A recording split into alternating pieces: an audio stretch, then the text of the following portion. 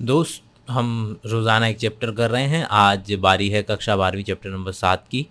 Evolution वाला chapter है। ज़्यादा समय नहीं लगेगा, बमुश्किल 40 मिनट लगेंगे इस चैप्टर को ख़त्म करने में।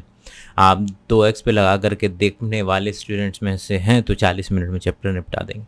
30 सेकंड का नोटिफिकेशन है कि भाई मेक श्योर कि आप बायोशाला का ऐप जो है वो डाउनलोड कर लिया हो आपने। वहाँ पर 200 घंटे की वीडियोज़ हैं 11th और 12th बायोलॉजी के।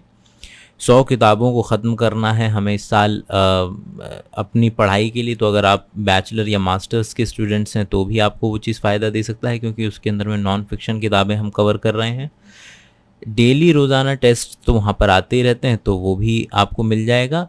और कुछ कंटेंट है जो कि स्पेसिफिक रखा गया है, बिज़नेस की भाषा में से एक्सक्लूसिव बोलते हैं कि वो यूट्यूब वगैरह कहीं नहीं मिलेगा। फ्री है लेकिन वो मिलेगा एप्लीकेशन के ऊपर में, ताकि ज़्यादा से ज़्यादा लोग एप्लीकेशन के ऊपर, मतलब एप्लीकेशन डाउनलोड हो सके बेसिकली ज़्यादा से ज़्यादा, यही आइडिया है। चलिए शुरू करते हैं। पहले पैराग्राफ में आपको बताने की कोशिश कर रहा है कि देखिए भैया, हम जो पढ़ने वाले हैं वो पढ़ने वाले हैं इवोल्यूशनरी बायोलॉजी। इवोल्यूशनरी बायोलॉजी में हम शुरुआत करेंगे कि लाइफ जो है वो कहाँ से ओरिजिनेट हुई है, और एक तो लाइफ अपने आप में कहाँ से ओरिजिनेट हुई है, फिर उस लाइफ से अलग अलग तरीके की स्पीशीज़ कैसे बनी है। तो फिर पहले लाइफ का ओरिजिनेशन होगा, फिर लाइफ इवॉल्व होगी, लाइफ की इवोल्यूशन की वजह से अलग अलग तरीके की स्पीशीज़ बनेंगी, जिसकी वजह से बायोडाइवर्सिटी होगी। फिर बायोडाइवर्सिटी जब हो जाएगी, अलग अलग तरीके की स्पीशीज़ जब हो जाएंगी, फिर आपस में लड़ेंगे, मरेंगे, साथ देंगे, कंट्रीब्यूशन करेंगे, फिर उसकी वजह से अगली स्पीशीज़ का जन्म होगा। तो ये इस तरीके से गोला चलता रहेगा।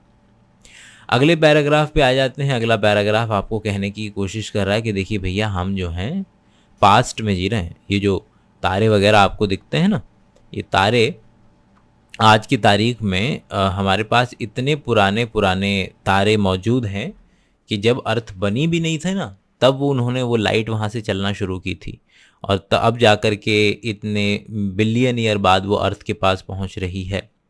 तो क्योंकि लाइट को ट्रैवल करने में समय लगता है, हम आजकल की आमूमन दुनिया, मतलब रोज़मर्रा के जीवन के अंदर में वो डिफरेंस नेग्लिजिबल है। इसलिए आप शीशे में जब खुद को देखते हैं तो आपको लगता है कि लाइव दिख रहा है, लेकिन नहीं, आपकी आंखों तक लाइट को चल के आने में थोड़ा सा समय लग रहा है। वो चाहे फेम्टो सेकंड क्यों ना हो, लेकिन लग रहा है।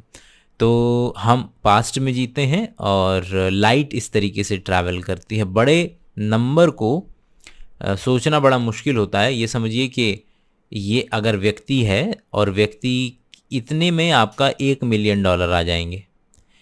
अगर ये व्यक्ति है तो इसमें $1 बिलियन आ जाएगा।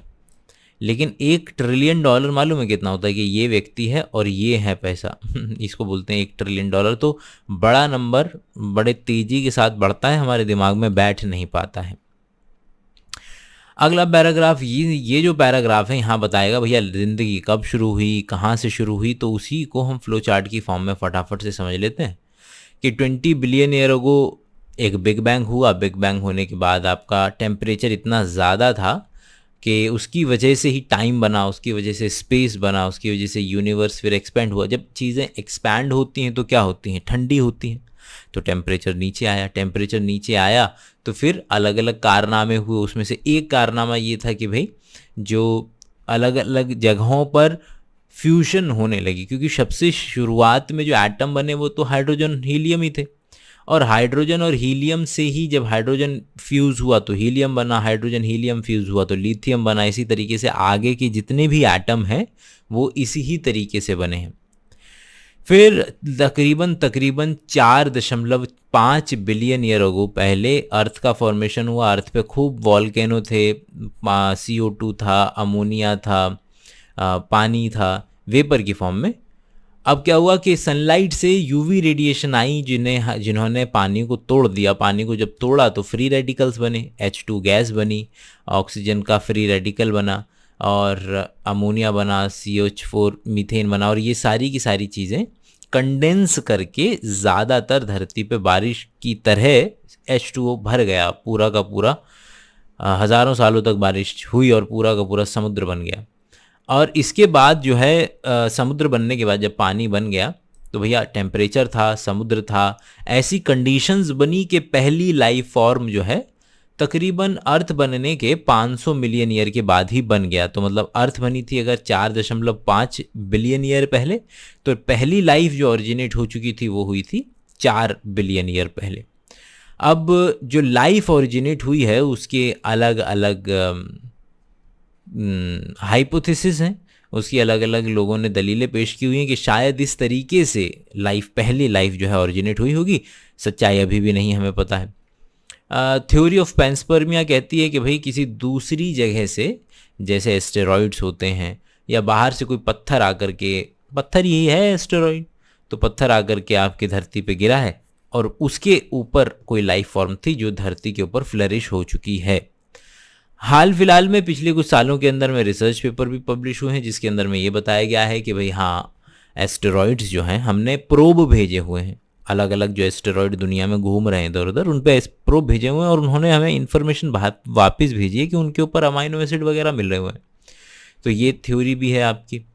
अगली है थ्योरी ऑफ स्पॉन्टेनियस जनरेशन के, जो ऐसा माना जाता था कि ईल या फ्रॉग या ये छोटी मोटी जो चीज़ें होती हैं, मैगट्स, ये बस अपने आप ही आ जाती हैं, मतलब इनका कोई सर पैर नहीं है, और अपने आप ही चीज़ों की उत्पत्ति हो जाना स्पॉन्टेनियस जनरेशन कहलाता है। फिर हमारे लुईस पास्चर भाई साहब थे, उन्होंने स्वान ने एक एक्सपेरिमेंट किया था। उन्होंने बोला देखो ये तुम ऐसे ही रैंडमली, तो जो तुम भाई लोग क्या करते थे, लोग करते थे यूँ कि एक पर्टिकुलर खाने को सड़ा करके एक जगह रख दिया और वहाँ पर चीज़ें उत्पन्न हो गई, मैगट्स वगैरह आ गए, वहाँ पर कीड़े लग गए उसके अंदर में। तो उसने बोला कि देखो अपने आप लाइफ आ गई। तो बोला देख भाई ऐसा है कि एक काम कर, पहले तो इसको डब्बे में बंद कर, फिर इसको बहुत अच्छे तरीके से उबालने के बाद पहले तो जो इसके अंदर में से पहले सारी जो लाइफ फॉर्म है पहले उनको मार तो दो। और जब ऐसा किया गया कि एक डब्बा लेकर के उसके अंदर में पानी डाल के, उसके अंदर में खाना डाल के, उसको उबाल के, उसको बंद करके रख दिया गया, फिर उसके अंदर में कोई लाइफ नहीं आई और इससे लुईस पास्चर ने स्पॉन्टेनियस जनरेशन को डिस्प्रूव किया था। फिर उसके बाद हमारे पास आइडिया है केमिकल इवोल्यूशन का, जो ओपेरिन और हेल्डेन ने दिया कि भैया देखो ऐसा है कि ये जो शुरुआती मॉलिक्यूल नज़र आ रहे हैं ना तुम्हें, अमाइनो एसिड, आरएनए, प्रोटीन, ये जो ऑर्गेनिक मॉलिक्यूल है, इन्हीं से एक वक्त के बाद जो है पहली लाइफ ओरिजिनेट हुई थी। और अभी जो सबसे ज़्यादा मान्यता प्राप्त थ्योरी है वो यही है, केमिकल इवोल्यूशन। और एक है हमारी थ्योरी ऑफ स्पेशल क्रिएशन, जिसके अंदर में हम बात करते हैं भगवान के बारे में कि भैया दुनिया जो है भगवान ने बनाई है। आगे है कि ये वाला एक एक्सपेरिमेंट किया गया था, ये मिलर और यूरे का एक्सपेरिमेंट है। उन्होंने क्या किया, उन्होंने बोला चलो जरा शुरुआती जो कंडीशंस हैं वो बना करके देखते हैं, ये दुनिया थी जिस टाइम बन रही थी वही कंडीशन बना करके देखते हैं। रिड्यूसिंग एनवायरनमेंट बना देते हैं, ऑक्सीजन तो थी नहीं तब, जो गैसेस उस वक्त मौजूद थी वही ले लेते हैं, कोई ऑक्सीजन नहीं थी उस वक्त में, और स्टिमुलेशन के लिए लाइटनिंग बना देंगे, मतलब जैसे थंडर और लाइटनिंग होती थी ऐसे इन्होंने पूरा चैम्बर बना दिया, यहाँ सारी गैसें डाल दी, यहाँ पर पानी को ठंडा करने लगे, बारिश वारिश होने लगी, यहाँ पानी को बॉईल करने लगे और बिल्कुल ऐसा एनवायरनमेंट क्रिएट करने की कोशिश की जैसे शुरुआती वक्त में हुआ करता था। और देखा कि भैया थोड़े समय के बाद में यहाँ पर अमाइनो एसिड मिल रहे हैं, शुगर मिल रही है।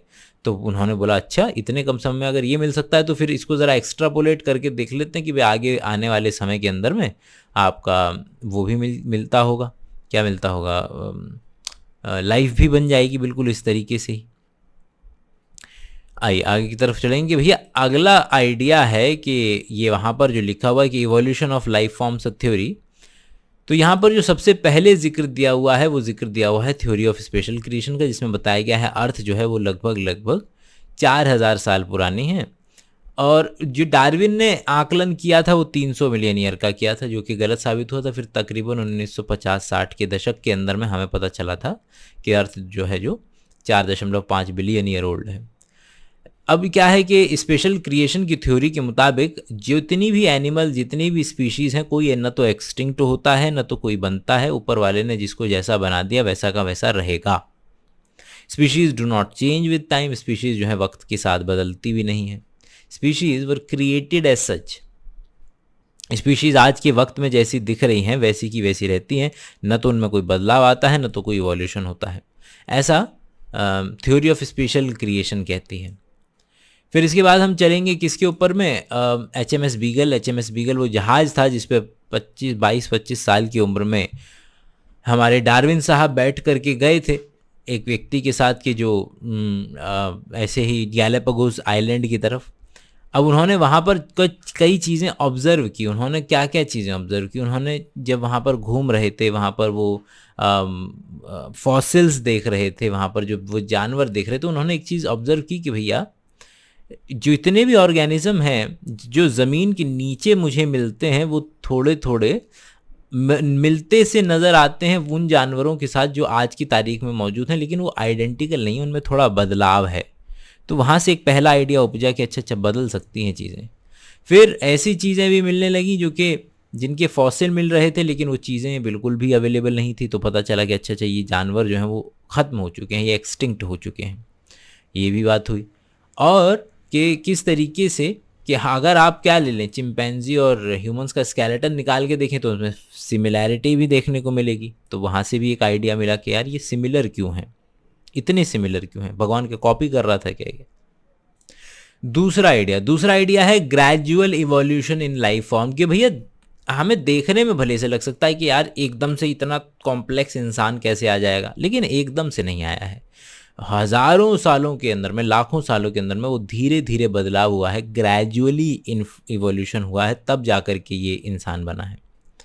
तीसरा पॉइंट कि ऐसा नहीं है कि हम जब कहते हैं कि जो इंसान ने अपने, ऐसा बोलते हैं ना हम कि भैया जो पेड़ जो हैं वो सूरज की रोशनी लेने के लिए लंबे होने लगे, ये स्टेटमेंट गलत है। रैंडमली कुछ पेड़ ऐसे मौजूद थे जिनकी हाइट कंपैरेटिवली ज़्यादा थी और उनके बच्चे ज़्यादा हुए, इसलिए जो है ज़्यादा लंबे पेड़ हमें मिलते हैं। ये सही कहना है कि पॉपुलेशन के अंदर में पहले से ही वेरिएशन मौजूद होता है, वेरिएशन इन पॉपुलेशन, और समय के मुताबिक कुछ बेटर होते हैं और वो कंडीशन पे डिपेंड करता है गुरु, कि ऐसा नहीं है कि वो इनहेरेंटली अच्छे हैं। अब कल को अगर फीमेल्स को लेफ़्ट हैंड यूज़ करने वाले मेल पसंद आने लगे तो अगली जनरेशन में लेफ़्ट हैंड करने वालों को ज़्यादा आसानी से लड़कियां मिल जाएंगी, आसानी से उनके बच्चे पैदा होंगे। तो और देखने को मिलेगा कुछ हज़ारों सालों के बाद 90% लेफ़्ट हैंडेड हैं और 10% जो हैं राइट हैंडेड हैं, जो कि आंकड़ा भी उल्टा है। इनमें से कुछ लोग हैं जो रिप्रोडक्टिवली फिट होते हैं, मतलब ज़्यादा बच्चे पैदा कर सकते हैं। तो मान लीजिए ये किसी भी वजह से जो काले वाले हैं इनको ये ज़्यादा बच्चे पैदा करने लगे और पॉपुलेशन में इनकी जो पॉपुलेशन है वो बढ़ने लगेगी और जो बाकी हैं उनकी पॉपुलेशन बहुत कम हो जाएगी। लेकिन अच्छा है कि वो कम होकर के रहें, गायब ना हो, क्योंकि जब तक वेरिएशन मौजूद है, क्योंकि कल को कोई नया बीमारी आई कि जो केवल और केवल काले लोगों को लगती है तो फिर ये हरे वाले जो लोग हैं हो सकता है इनको मौका मिल जाए और ये ज़्यादा पॉपुलेशन में बढ़ जाएं। इसको कहा जाता है आपका, इस प्रोसेस को कहा जाता है आपका नेचुरल सिलेक्शन। फिर बताया गया है कि नेचुरल से यहाँ पर अल्फ्रेड रसल वॉलेस की बात करेंगे, फिर यहाँ पर क्या है अल्फ्रेड रसल वॉलेस की बात करेंगे कि भाई ऐसा नहीं है कि डार्विन भाई साहब अकेले इस आइडिया तक पहले पहुँचे थे, काफ़ी पहुँचे थे, लेकिन उन्हें लगा कि भैया देखो दुनिया में बड़ा त्राही माम हो जाएगा अगर मैंने जो चीज़ें खोजी हैं अगर ये दुनिया में चली जाएँ तो। लेकिन फिर वॉलेस भाई साहब ने डार्विन भाई साहब को चिट्ठी लिखी, बोले कि देखो सर जी ऐसे ऐसे मेरे को ये चीज़ें पता चली। फिर डार्विन बोला यार पता तो मुझे भी है, लेकिन चलो साथ में पेपर पब्लिश कर देते हैं। तो अल्फ्रेड रसल वॉलेस और डार्विन ने साथ में पेपर पब्लिश किए, लेकिन डार्विन भाई साहब ज़्यादा पॉपुलर इसलिए हुए क्योंकि डार्विन भाई साहब ने बुक लिख दी और वो एक्चुअली पहले से ही पॉपुलर थे। अब भाई एक वॉलेस लेटर लिख रहा है डार्विन को, तो डार्विन पहले से ही पॉपुलर है ना अपनी दुनिया के अंदर में। तो अच्छा, और 4000 साल पहले नहीं, क्योंकि आप ये समझिए कि डार्विन भाई साहब ने ही जब आकलन लगाया था तो उन्होंने बोला था 300 मिलियन ईयर कम से कम हमारे अर्थ को होगा, इतना समय हो गया है अर्थ को बने हुए।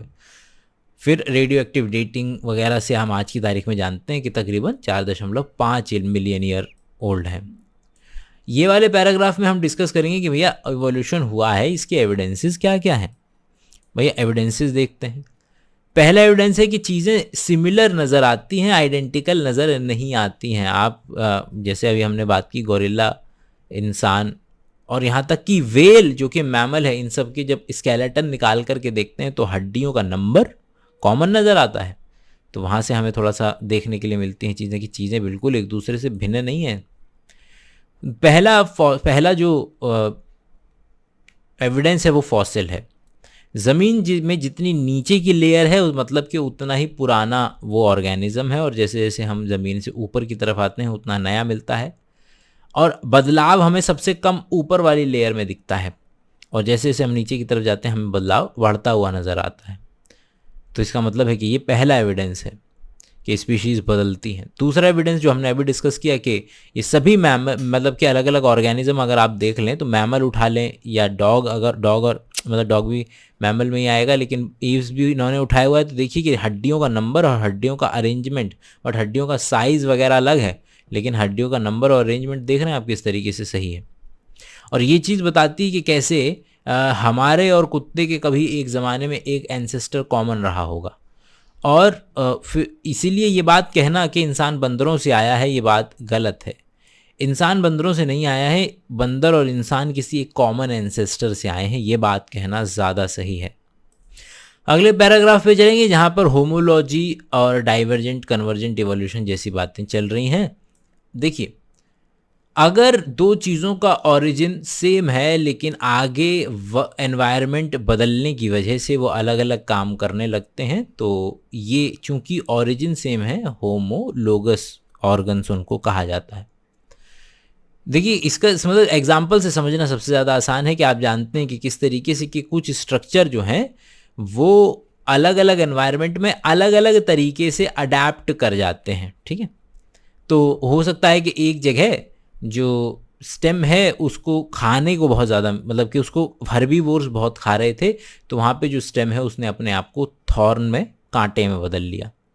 और हो सकता है एक जगह उन्हें खाने वाला कोई नहीं था लेकिन उनको फैलने के लिए ज़मीनी स्तर पे जगह नहीं थी, इसलिए वो किसी चीज़ को पकड़ करके ऊपर जा सके, ऐसे टेंड्रिल्स बन गए उसी से। तो ऑरिजिन सेम है दोनों का, स्टेम से ही आ रहे हैं, लेकिन उनके दोनों के काम जो है, एक प्रोटेक्शन में पार्टिसिपेट कर रहा है, एक थिग्मोट्रोपिज्म बेल बनाने में काम कर रहा है, वर्क अलग अलग कर रहे हैं, तो इसको कहा जाता है होमोलॉजी। क्योंकि एक ही जगह से ओरिजिनेट हो रहे हैं और अलग अलग एनवायरनमेंट में जाकर के अलग अलग तरीके के फंक्शंस को एक्वायर कर रहे हैं, डाइवर्ज कर रहे हैं, इसलिए इसको कहते हैं डाइवर्जेंट एवोल्यूशन कह देते हैं इसको। सेम चीज़। और बिल्कुल ऊपर वाले का उल्टा के एक स्ट्रक्चर जो कि अलग है, एक स्ट्रक्चर जो कि अलग है, दोनों को सेम एनवायरनमेंट में रखा तो वो सेम सा दिखने लगा। जैसे कि भाई मछली है और मछली पानी में रहती है तो उसकी बॉडी क्या हो जाती है, सिलेंडर हो जाती है, सिलेंड्रिकल हो जाती है, जिससे कि वो अच्छे से तैर सके, फिन्स बनने लगते हैं। वैसे ही मैमल्स हैं, मैमल्स जब पानी में गए जैसे कि वेल मछली, तो वहाँ उसका भी स्ट्रक्चर जो है वो सिलेंड्रिकल हो गया, फिन्स बनने लगे। तो क्योंकि दोनों के दोनों पानी में चले गए, मछली भी पानी में थी और मैमल पानी में चले गए, तो दोनों के स्ट्रक्चर भले से अलग थे लेकिन चूंकि एनवायरनमेंट सेम था तो हमें देखने को मिला कि उन लोगों ने फंक्शन जो है सेम एक्वायर कर लिया। चूंकि अलग अलग ओरिजिन से एक ही एनवायरनमेंट में चीज़ें घुस रही हैं, तो वहाँ जो उस एनवायरनमेंट में जो चीज़ें काम करती होंगी वो चीज़, जैसे कि मैमल उड़ने लगे, है ना, बिल्कुल पंख आ गए, पक्षी के अलग पंख हैं, मैमल के अलग पंख हैं, लेकिन चूंकि एनवायरनमेंट हवा सेम है दोनों के अंदर में, इसलिए वो कन्वर्जेंट इवोल्यूशन के अंदर में जाएगा। इसका एग्जाम्पल है कि अभी हम जब आगे पढ़ेंगे इसको कि और एग्जाम्पल है कि भाई किस तरीके से चीज़ें अलग अलग एनवायरनमेंट में सेम दिख सकती हैं। इंसान धरती पे था और वहाँ इवॉल्व हुआ है और उसकी वहाँ पर आँखें ओरिजिनेट हुई हैं। ऑक्टोपस पानी में था, वहाँ उसकी आँखें ओरिजिनेट हुई हैं। एनवायरनमेंट अलग अलग था बिल्कुल, और लेकिन स्ट्रक्चर जो है वो सेम जो है मौजूद आँख हो गया वहाँ पर, कि ऑरिजिन दोनों का अलग है लेकिन फंक्शन दोनों का सेम है। जैसे कि आलू और स्वीट पोटैटो, आलू जो है पोटैटो और स्वीट पोटैटो दोनों एक स्टेम है और एक रूट है, लेकिन दोनों के दोनों काम सेम कर रहे हैं, फूड को स्टोर करने का। वही एग्जाम्पल पेंगुइन में भी फ्लिपर हैं और डॉल्फिन में भी फ्लिपर हैं, लेकिन दोनों का ओरिजिन जो है अलग है लेकिन काम दोनों का सेम है। न तो केवल ये ऑर्गेनिज्म के लेवल पे ये चीज़ हमें नज़र आती है, ये चीज़ हमें जीन और प्रोटीन के लेवल पे भी नज़र आती है कि वो प्रोटीन, दो प्रोटीन जो कि जिनका अमाइनो एसिड का सीक्वेंस अलग है, लेकिन जो इनका 3D शेप है वो दोनों का सेम है, तो वो हो सकता है सेम काम, सेम सा काम कर रहे हो। अगर आगे बताया गया है कि देखिए पिछले सालों के अंदर में हमने बैठ के वुल्फ से कुत्ता बनाया है, इतने अच्छे अच्छे तरीके की गाय भैंसें बनाई हैं जो पहले एग्जिस्ट नहीं करती थी, इतने अच्छे तरीके से गेहूं मक्का बनाया है जो पहले कभी एग्जिस्ट नहीं करता था। तो अगर हम कुछ हज़ारों सालों के अंदर में नई वैरायटी, नई ब्रीड बना सकते हैं कुत्ते की, गेहूं की, कैटल की, तो फिर नेचर जिसको मिलियन ईयर मिले हैं काम करने के लिए, तो वो नई स्पीशीज़ क्यों नहीं बना सकता? बिल्कुल बना सकता है। फिर अगला एग्जाम्पल जो आपको दिया जा रहा है वो दिया जा रहा है यहाँ पर लाइकेंस। पहले बस जान लीजिए कि अगला जो कहानी हम सुनने वाले हैं उसमें लाइकेन का रोल है। तो लाइकेन होता यूँ है कि एल्गे जमा फंजाई होता है, और लाइकेन वहीं ग्रो करता है जहाँ पॉल्यूशन न हो। तो जहाँ पॉल्यूशन होगा वहाँ लाइकेन नहीं होगा, जहाँ पॉल्यूशन नहीं होगा वहाँ लाइकेन होगा। बस ये बात याद रखिएगा, मेन पॉइंट है। इंडस्ट्रियल मिलेनिज्म, ये एक पहला क्या मतलब कि एक एग्जाम्पल है, कहानी है जो बताएगी हमें कि इवोल्यूशन कैसे चल रहा है। भाई लंदन है, लंदन के अंदर में बार्क जो है वो लाइकेन से कवर होती थी। लंदन के अंदर में कोई पॉल्यूशन नहीं हुआ करता था एक ज़माने के अंदर में, बहुत बढ़िया तरीके से पेड़ जो है लाइट कलर के दिखा करते थे। अब लाइट कलर के पेड़ होने की वजह से एक ज़माने में तो लाइट कलर की जो मौत है वो लाइट कलर के लाइकेन पे नज़र नहीं आती थी, और चिड़िया डार्क कलर की मौत बहुत खाती रहती थी, जिसकी वजह से लाइट कलर की मौत की संख्या ज़्यादा हुआ करती थी। ओके, तो lichen is light in colour, तो लाइट कलर की वजह से लाइट कवर वाली मौत को ज़्यादा एडवांटेज मिली, वो ज़्यादा रिप्रोडक्शन कर पाते थे और ज़्यादा नंबर में मिलते थे। अब पॉल्यूशन आया, और पॉल्यूशन इंडस्ट्रियल रिवॉल्यूशन हुआ लंदन वगैरह के अंदर में, वहाँ पे पॉल्यूशन आया और पॉल्यूशन की वजह से लाइकेन मर गया, और लाइकेन मरने की वजह से जो नीचे डार्क वाला बार्क था वो बाहर आ गया, और डार्क वाले बार्क पे डार्क वाला जो मौत था अब नहीं दिखता था, लाइट वाला मौत अच्छे से दिखता था। तो जो चिड़ियाँ थी उन्होंने लाइट वाला मौत खाना शुरू कर दिया, फिर उसकी वजह से डार्क वाले मौत की तादाद बढ़ने लगी, डार्क कलर की जो मौत हैं फिर दोबारा से बढ़ने लगी। तो ये एक एग्जाम्पल है इवोल्यूशन का, किस तरीके से इवोल्यूशन हो रहा है। एक और एग्जाम्पल जो कि पेस्टिसाइड वगैरह का है, कि किस तरीके से हमारे पास पहले बहुत ज़्यादा तरीके के प्लांट थे, तो हमने हर्बिसाइड और पेस्टिसाइड उस पर हम जब अप्लाई करेंगे तो कोई एक प्लांट होगा ज़रूर से जो कि रेजिस्टेंट होगा मेरे पेस्टिसाइड और हर्बिसाइड के लिए। अब ये पेस्टिसाइड और हर्बिसाइड लाल वाले को नहीं मार पाता है, बाकी वालों को मार देता है, तो लाल वाले जो है बढ़ते चले जाएंगे। तो मिक्स्ड प्लांट पॉपुलेशन से एक रेजिस्टेंट वैरायटी उपज जाएगी जो कि प्लांट में आज की तारीख में मौजूद है। इसका सबसे कॉमन और अच्छा एग्जांपल है बैक्टीरिया के केस के अंदर में, कि भाई मान लीजिए आपको अलग अलग तरीके के बैक्टीरिया मिलते हैं, आपने एंटीबायोटिक खाई, लेकिन ये जो एंटीबायोटिक है वो पिंक वाले पे असर नहीं करती है, तो बाकी तो मर जाएंगे, लेकिन पिंक वाले पहले जो कम तादाद में थे अब उनको मौका मिलेगा कि भैया बाकी मर रहे हैं, जगह है, खाना है, रिप्रोड्यूस करो, और वो बहुत बुरे तरीके से रिप्रोड्यूस करने लगेंगे किसके अंदर। तो ये इसको बोलते हैं कि जिसकी वजह से एंटीबायोटिक रेजिस्टेंट जो है बैक्टीरिया आपके बढ़ते चले जा रहे हैं आज की तारीख में। अगली कहानी है यहाँ वाली गैलापागोस आइलैंड वाली, अडेप्टिव रेडिएशन की कहानी है अगली, उसको देख लेते हैं ज़रा। अडेप्टिव रेडिएशन में हुआ क्या भाई, कि आपका एक ही आइलैंड है और एक आइलैंड पर एक चिड़िया थी, तो वही चिड़िया जो है अलग अलग 100 मतलब इस आइलैंड के आसपास और भी आइलैंड थे, तो क्या हुआ कि यहाँ से 100 चिड़िया इस आइलैंड पे चली गई, 200 इस पे चली गई, 500 इस पे चली गई, 50 इस पे चली गई, 300 इस पे चली गई, 50 इस पे चली गई। लेकिन जब वो अलग अलग आइलैंड पे गई तो वहाँ पर खाना अलग अलग मिल रहा था। एक जगह मिल रहे थे वर्म, तो धीरे धीरे वही चिड़िया जिंदा बची जिनकी चोंच लंबी हुआ करती थी, और हज़ारों सालों के अंदर में लंबी चोंच वाली फिंचेस यहाँ मिलने लगी। एक जगह छोटे सीड मिला करते थे, तो ऐसी चोंच वाली फिंचेस वहाँ जिंदा बची जो वो सीड को डायरेक्ट चबा सकती थी, तो वो जिंदा बची। एक जगह बड़े बड़े सीड मिल रहे थे, तो वही चिड़िया जिंदा बची जो बड़े सीड को तोड़ सकती थी अपनी चोंच से, तो उनकी तादाद बढ़ती चली गई। तो हम देख रहे हैं कि वो अलग अलग जगह देखिए रेडिएट कर रही हैं, ठीक है, तो ये तो शब्द आ गया रेडिएशन। और अलग अलग खाने पर अडेप्ट कर रही हैं, तो इसको कहते हैं adaptive radiation, adaptation for new food. ये भी आपका नेचुरल सिलेक्शन का बेहतरीन एग्जाम्पल्स में से एक है, अडेप्टिव रेडिएशन। बिल्कुल उसी तरीके से हमारे पास क्या चीज़ मौजूद है, ऑस्ट्रेलियन मार्सूपियल्स मौजूद हैं सेम फिनोमेना के लिए, कि बस हुआ यूँ है कि अलग अलग जगह पर आपका चीज़ें पहुंच जाएंगी और अलग अलग रोल उनको मिल जाएगा।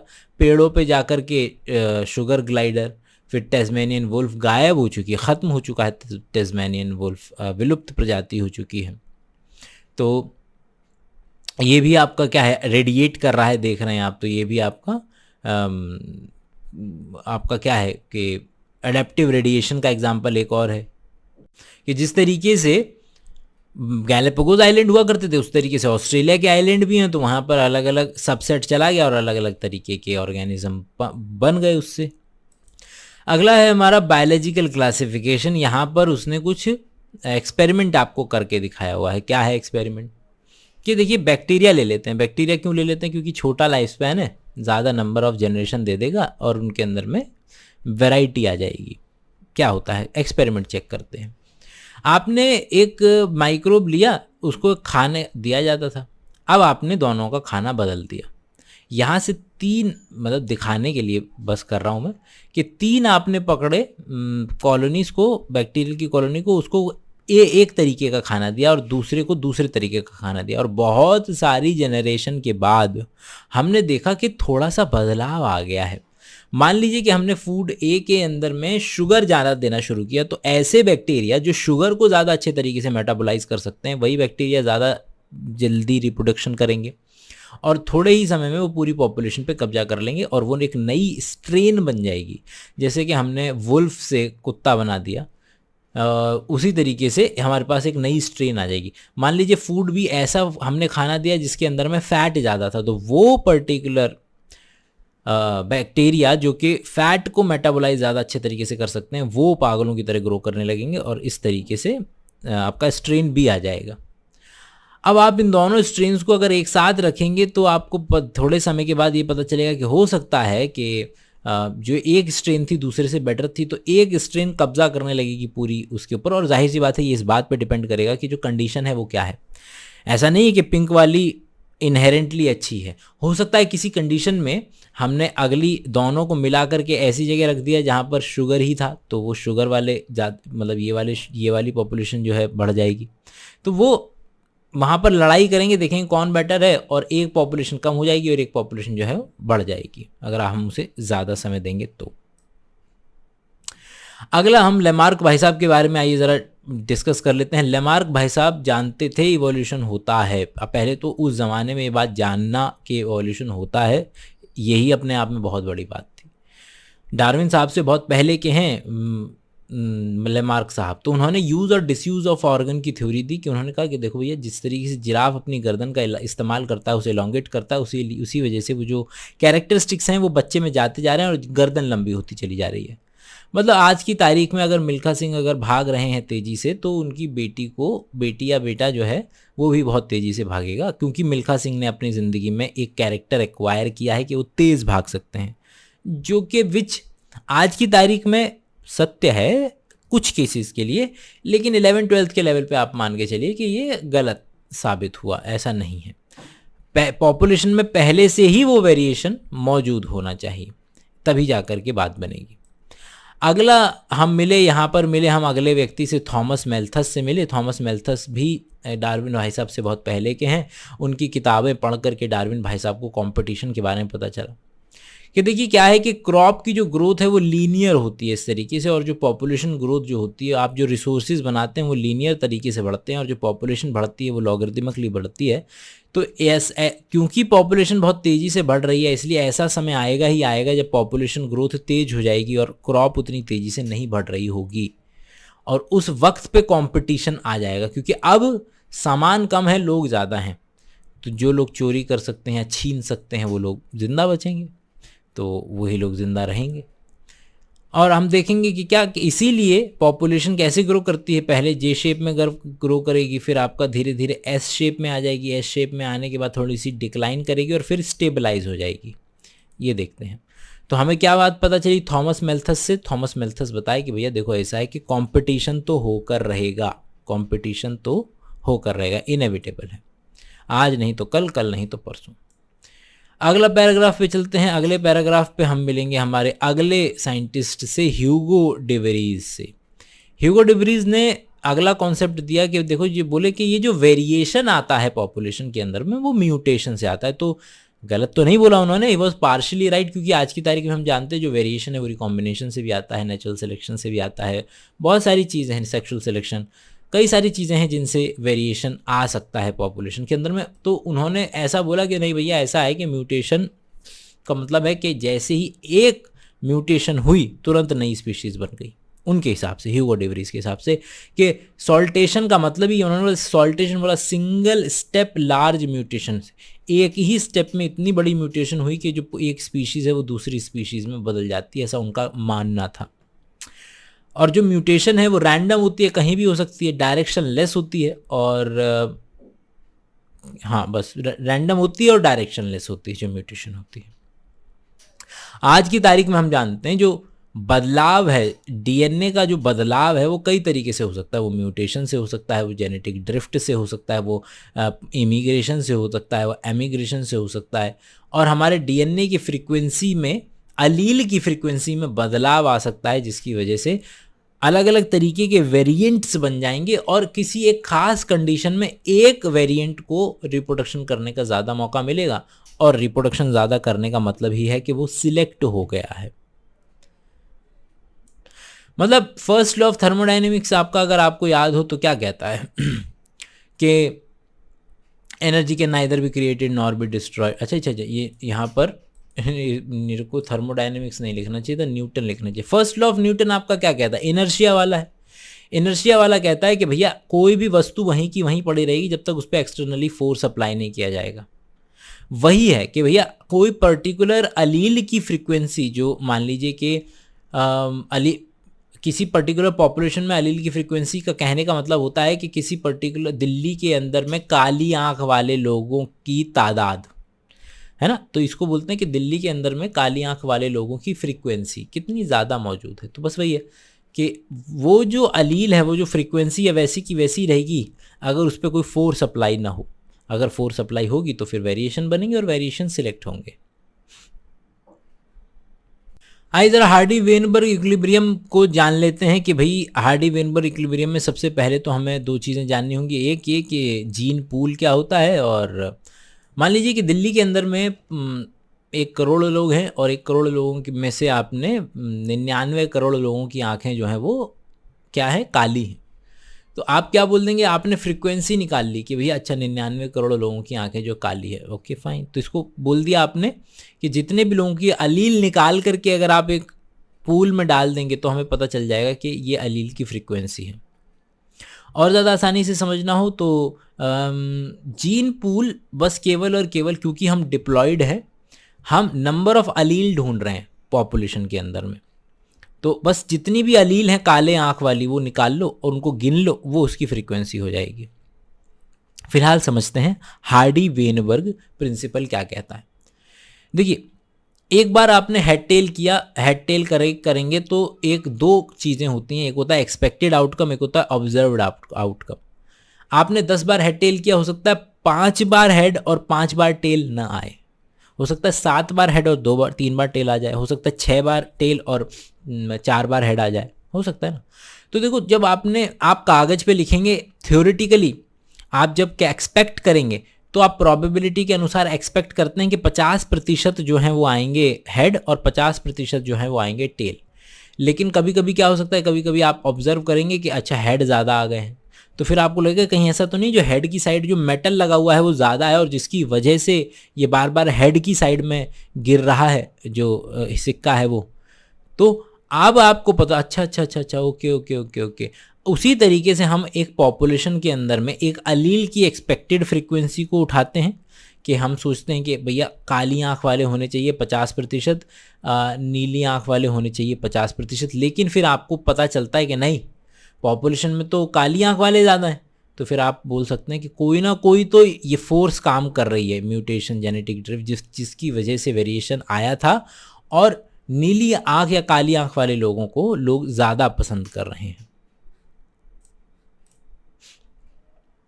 हमारे पास दो ऑप्शन है इस तरीके से कि भाई मान लीजिए कि काली आंख की बात अगर हम कर रहे हैं तो ये ब्लू ले लेते हैं, ब्लू ऑप्शन ले लेते हैं कि जिन लोगों के पास पी वाली एलील है उनकी आंखें ब्लू होंगी और जिनके पास क्यू वाली एलील है वो लोगों की आंखें काली होंगी। तो हमने यही देख लिया कि हमने पी स्क्वायर से जो है वो लोग होंगे जो कि डोमिनेंट हैं, 2pq से हेटेरोजाइगस लोग आ जाएंगे और क्यू स्क्वायर से रिसेसिव वाले लोग आ जाएंगे। एनसीईआरटी की लाइन समझने के लिए इतनी जानकारी चूँकि ज़रूरी नहीं थी, बट फाइन।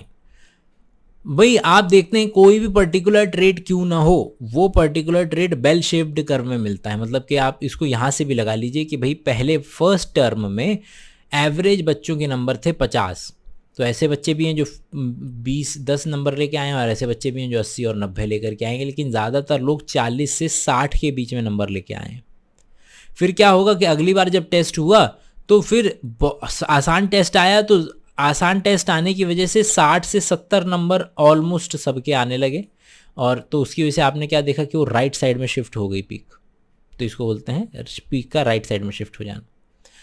फिर आपने क्या नाम है अच्छा सॉरी, मैं माफ़ी चाहूँगा कि ये है सेम पीक कि पेपर आसान आ गया तो जो है ज़्यादातर लोगों के 70 से 80 के बीच में नंबर आ गए, तो पीक जो है राइट साइड को शिफ्ट हो गई। इसका एग्जाम्पल जो लेंगे वो इस तरीके से लेंगे कि आपके बहुत ज़्यादा बच्चे हैं जिनके 60 से 70 के बीच में नंबर आए हुए हैं, और ऐसे बच्चे भी बहुत कम हैं जो बहुत फेल हो गए, और ऐसे बच्चे भी बहुत कम हैं जिनके खतरनाक नंबर आ गए। तो इसको बोलते हैं पीक और ज़्यादा नैरो हो जाना। और क्या नाम है, एक ये है इस तरीके की दो पीक आ भी सकती हैं कि ऐसे बच्चे बढ़ गए जो कि बहुत ज़्यादा कम नंबर जिनका है, भाई 50% जो बच्चे थे वो एक दिन पहले पार्टी में चले गए, तो ऐसे बच्चे होंगे जिनके कम नंबर आएंगे, और ऐसे बच्चे होंगे जो पार्टी में नहीं गए थे वो पढ़ लिए और उनको पता है कि भाई जो कल क्लास में जो पढ़ाया था वहीं से पेपर आएगा। तो दो पीक भी बन सकती हैं इस तरीके से। इसको डिसरप्टिव सिलेक्शन बोलते हैं। अलील की फ्रीक्वेंसी को पी और क्यू से बताया जाता है, व्यक्ति की फ्रीक्वेंसी को पी स्क्वायर 2pq और क्यू स्क्वायर से बताया जाता है। P जमा Q इज इक्वल टू 1 होता है क्योंकि दो ही अलील है। P स्क्वायर जो होता है वो डिसाइड कर बताएगा डोमिनेंट वाले इंडिविजुअल, Q स्क्वायर जो बताएगा वो रिसेसिव वाले इंडिविजुअल, और 2pq बताएगा हमारे हेटेरोजाइगस इंडिविजुअल को।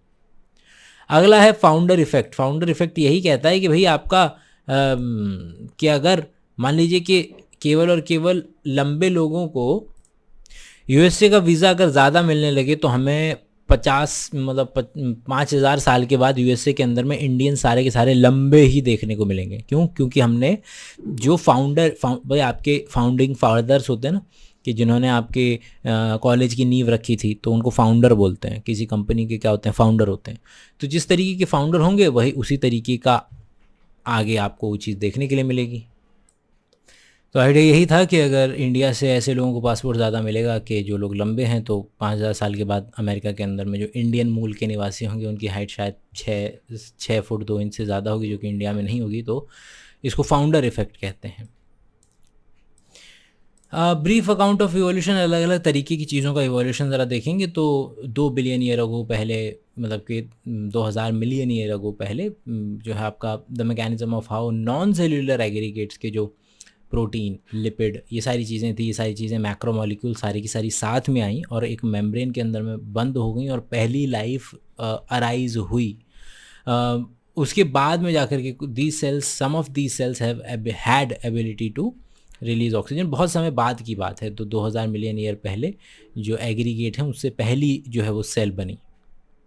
तो जो चीज़ लेफ्ट साइड पे लिखी हुई है उसी को फ्लो चार्ट में कन्वर्ट कर दिया गया है कि 2000 मिलियन ईयर अगो पहले आपका जो पहली जो लाइफ थी, जो एग्रीगेट थे, वो पहली सेल में बदली, और उसके बाद उसके पास में एंडोसिम्बायोटिक थ्योरी हुई, जिसकी वजह से एक सेल जब दूसरे सेल के अंदर में घुसी तो वो क्लोरोप्लास्ट और माइटोकॉन्ड्रिया बनी, तो जिसकी वजह से यूकैरियोटिक ऑर्गेनिज्म भी बने। और फिर उसके बाद में वो फोटोसिंथेसिस वगैरह करने लगे, ऑक्सीजन वगैरह लिबरेट होने लगी। 500 मिलियन ईयर अगो आपका जो है मल्टीसेलुलर के अंदर में इन्वर्टिब्रेट्स आ गए थे। 350 मिलियन ईयर अगो आपका जॉलेस फिशेस अवेलेबल थी, प्लांट जो है धरती पे आ चुके थे।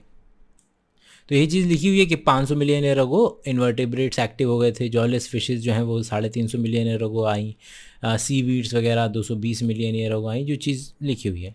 एक स्पेसिफिक केस है 1938 के अंदर में, एक ऐसी फ़िश साउथ अफ्रीका के कोस्टल रीजन पे मिली जो कि हमको लग रहा था बहुत साल पहले जो है वो गायब हो चुकी है, वो एक्सटिंक्ट हो चुकी है। तो सीलोकैंथ को ही लूपफिन फिश के नाम से जाना जाता है, जो आगे चल करके एंसेस्टर, इसके तरीके के जो एंसेस्टर हैं वो फ्रॉग और सैलामेंडर के, इनके एंसेस्टर बने, जो सीलोकैंथ फिश थी। सीलोकैंथ आगे फ्रॉग और सैलामेंडर मतलब एम्फीबियन के बने, एम्फीबियन से फिर रेप्टाइल बने। एम्फीबियन पानी में ही अंडे दे देते थे, तो उनकी जो एग का कवरिंग था वो सॉफ्ट हुआ करता था। फिर उसके बाद रेप्टाइल आए, रेप्टाइल जो है वो थिक एग दिया करते थे, पानी के अलावा भी अंडों को अलग से रखा जा सकता था। कुछ रेप्टाइल पानी में वापस चले गए थे, कुछ जो है वो डायनासोर वगैरह में कन्वर्ट हुए। टीरेक्स का एनसीईआरटी में दिया हुआ है 65 मिलियन ईयर अगो। और फिर यही जो आगे चल करके क्या बने कि डायनासोर के डायरेक्ट डिसेंडेंट्स आज की तारीख में जो मौजूद हैं वो हैं पक्षी, और टॉर्टोइज, टर्टल, क्रोकोडाइल, ये सारे के सारे मॉडर्न डे डिसेंडेंट्स हैं रेप्टाइल्स के। एक लाइन रेप्टाइल्स की निकली थी तो एक लाइन मैमल्स की भी निकली थी। तो मैमल्स कुछ जो है वो लैंड वाले हैं, डॉग, एलिफेंट वगैरह लैंड वाले मैमल्स हैं, और कुछ जो हैं पानी में वापस चले गए, जिसमें से डॉल्फिन और व्हेल वगैरह का एग्जांपल आ जाएगा। जो वाइवी पैरस ऑर्गेनिज्म है जो अंडे देते हैं, ओवी पैरस जो है रेप्टाइल हैं वो आपके एग देते हैं, और वाइवी पैरस मैमल है जो कि यंग वंस को जन्म देते हैं और अंडे नहीं देते हैं। अगला जो लास्ट आइडिया है इसके अंदर में वो आपका इवोल्यूशन ऑफ मैन का है, जिसके अंदर में Dryopithecus, Ramapithecus, Australopithecus, Homo habilis, Homo erectus, Homo sapiens, ये किस तरीके से आ रहे हैं और इनका डेट क्या रहा है। क्रेनियल 3-4 चीज़ें याद रखनी है, नाम, कहाँ मिलते थे, क्रेनियल कैपेसिटी क्या है, और कौन किसके बाद आया है, बस इतना ही है इसके अंदर में।